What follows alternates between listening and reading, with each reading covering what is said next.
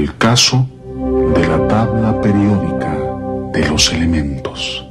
Sherlock Holmes, la verdad, no tiene remedio. Cree que la tabla periódica de los elementos es un caso misterioso, digno de investigación.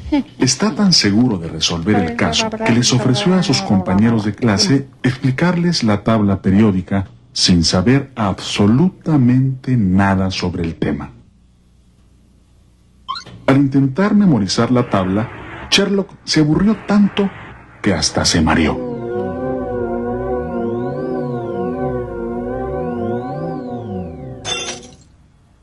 Por lo que ha decidido utilizar su famoso olfato de sabueso. Por cierto, invencible para resolver casos misteriosos como este.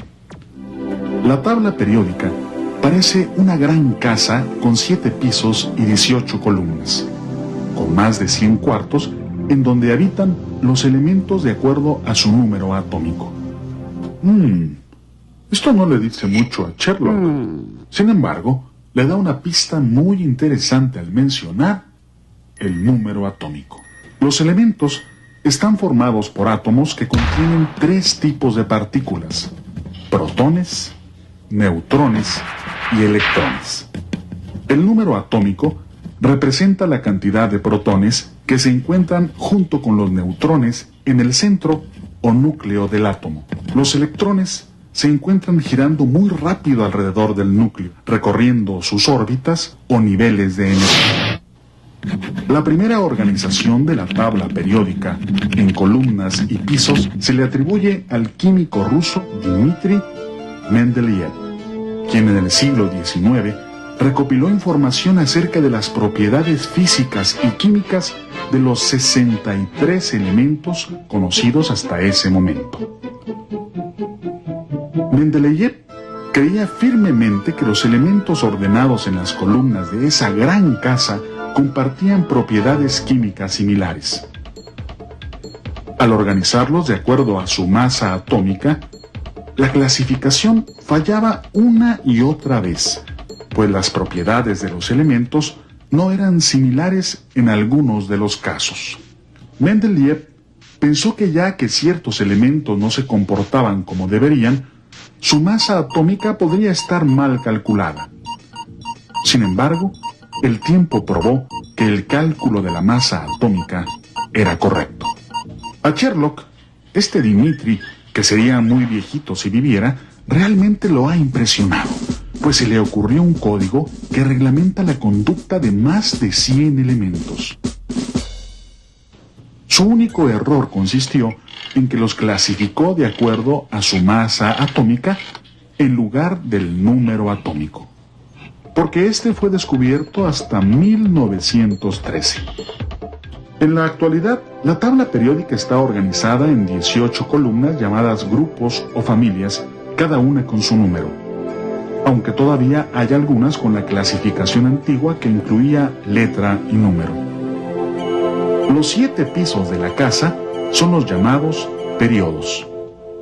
Cada elemento de la tabla ocupa una habitación de la gran casa y está representado por su símbolo, número atómico y masa atómica. Los elementos de los grupos A son llamados con frecuencia representativos porque sus propiedades siguen una progresión regular. Los elementos de los grupos B son llamados de transición y muestran desviaciones considerables con respecto a la progresión del resto de los elementos. El primer elemento de la tabla es el hidrógeno, del que Sherlock tendrá que hacer un estudio minucioso, pues su comportamiento es bastante sospechoso.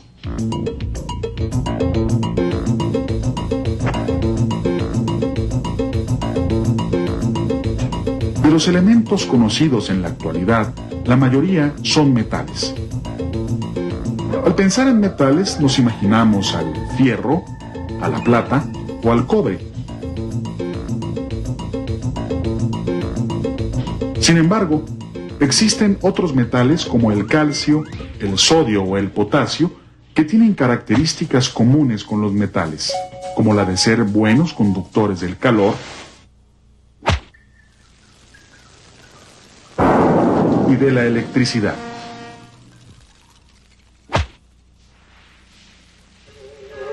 Y de fundirse a alta temperatura.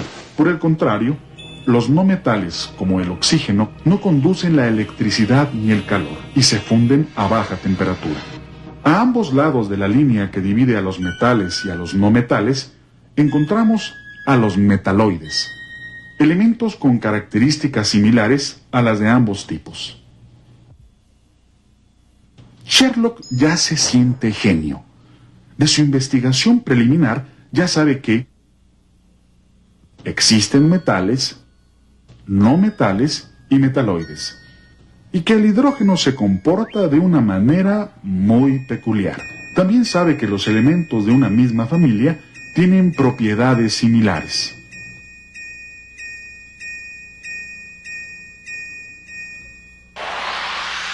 Al analizar los elementos de manera vertical, Sherlock encuentra, con su peculiar olfato, que algunas propiedades de los elementos varían de una manera regular, de izquierda a derecha, a lo largo de los periodos.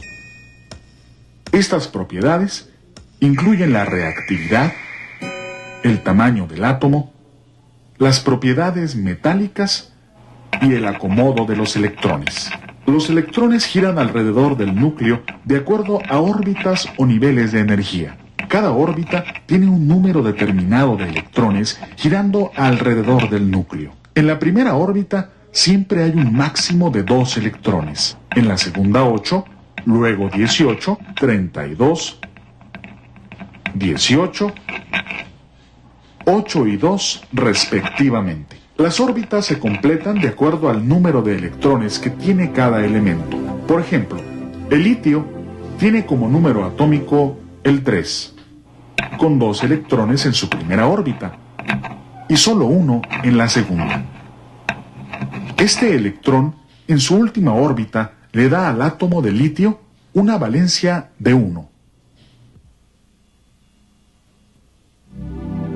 Al otro lado de la gran casa encontramos al flúor, con número atómico 9.